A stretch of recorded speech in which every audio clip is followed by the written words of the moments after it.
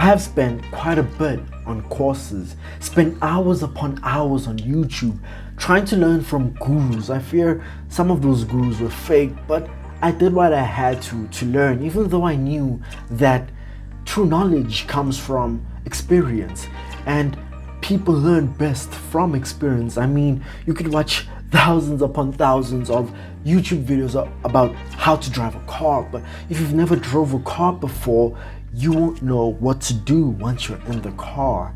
So in this video, we'll be talking about how to actually succeed in your agency through 3 things I wish I was told before starting my own agency. Let's jump into that video. First thing first, starting with understanding that, look, the agency business model, right? How the agency business model is structured, it's fairly simple, right? It's not that hard. It's basically you outreaching, emailing to leads, telling them that, look, I can run ads for you, just running ads on their website or just running ads on advertising platforms such as Facebook, Google, TikTok, etc., whatever it may be, and doing that and getting that client customers, right? And having that client pay you for the customers you generate, him or her, right? That's the agency business model. Sounds fairly simple, right? Well, it is fairly simple, which is why a lot of people, I'm talking about hundreds of agency owners, maybe even thousands, right, have entered into this business model. And even though people, gurus out there might tell you that it's the next biggest, best thing, understand that because there are thousands of people in this business model, getting clients is hard. It's incredibly hard, right? Because, well, you want the first person to outreach, to email, to DM that lead, that prospect about a new opportunity that they can go ahead and experience with you, right? So social media marketing. Social media marketing is basically you creating a social media service for your clients, right? Whether that be content creation, which is you creating content for your client and publishing it on their social media, right? Whether it be you running ads for your client on social media platforms, right? That is social media marketing, right? Same thing with SEO. Basically, you managing your clients' SEO and ensuring that they remain on top of the page or generate leads and customers organically through optimizing their website, right? Or optimizing their YouTube videos, right? Or whatever it may be, right? That's social media marketing. That's what it is. So that's social media marketing. Now, the next thing to understand is that a lot of us are just in it because it's a cash flow business, right? We're all in it for the money. We don't give 2 F's about the guy we're providing a service to, right? We don't care about whoever's giving us the money, and that is the issue. Because if you're only in it for the money, which is totally fine, I understand. I'm also only in it for the money. Why else would I be in it, right? But that's understandable, right? But you need to ensure that being in it for the money is only number 2, right? It's only your second priority, and your first priority is putting your customer first, right? If that's an e-commerce client, ensuring that you're putting your e-commerce clients first, right?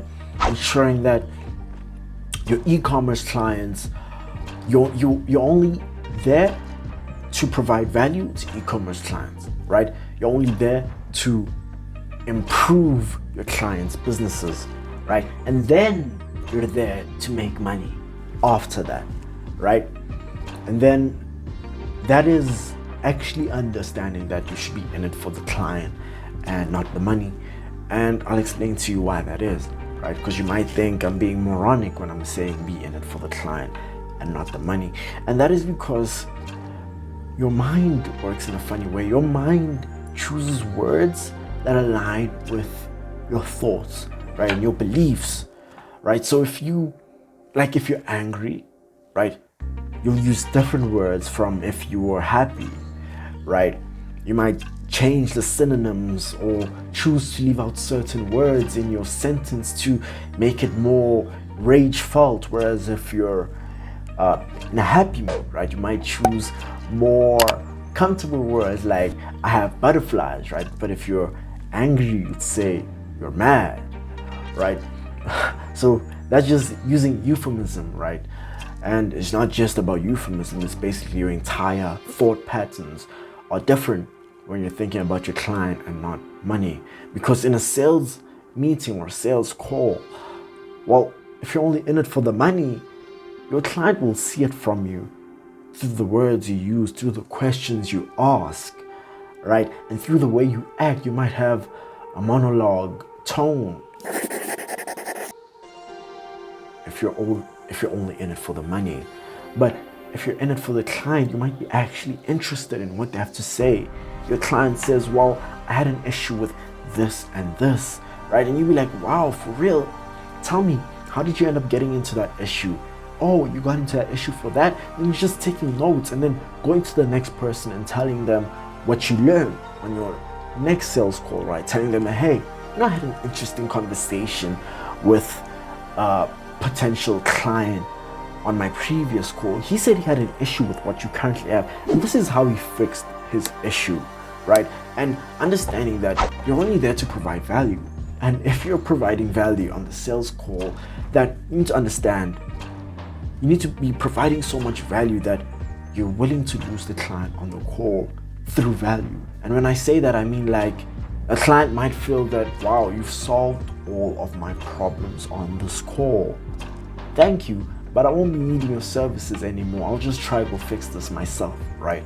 I'm not saying you need to solve all their problems, right? But just showing them that their problems can be solved and you actually genuinely care about solving their problems, right? Now the next thing is you don't need to know Facebook ads to create an agency. You don't need to know TikTok ads to create an agency. You don't need to know Google ads, YouTube ads to create an agency, because clients, they don't care about how you get them results. They just care that you're getting them results, right?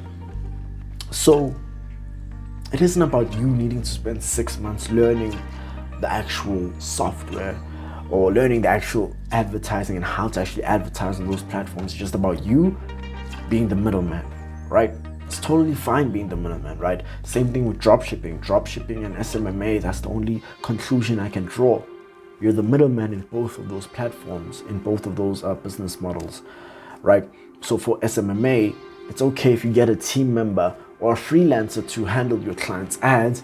It's okay if you get a white labeling advertising agency to handle the ads, just as it is okay for dropshipping for like a dropshipper to just connect a Chinese manufacturer with a customer. That's what you're doing. You're connecting a client with someone who will handle ads, right? Even said, like the same thing is said for me personally, right? I used to be a one-man agency, now I'm a two-man agency. And the only reason why it's a two-man agency now is because I could afford to get a team member, right? When I couldn't afford to get a team member, it was literally just a one-man agency, just me doing everything. And it got to a point where I don't have to do everything now. So now it's a two-man agency, because the thing is, you need to be working on your business, not in it, right? And every day I strive to work on my business and not so much in it, which is why I focus so much on automation and also on delegation, but more specifically on automation, right? Because it ensures that my margins remain high. But I ensure that the next thing is ensuring that your automation, other ways to improve margin, don't harm the value of your service, right? So as I said, I focus on automation, but if I feel that focusing too much on automation in a specific field will cause my product, my services value to decrease, well, then I know that, okay, I shouldn't purchase this automation software, right? Or I shouldn't automate this part of my agency. Instead, let me delegate this part of my agency, right?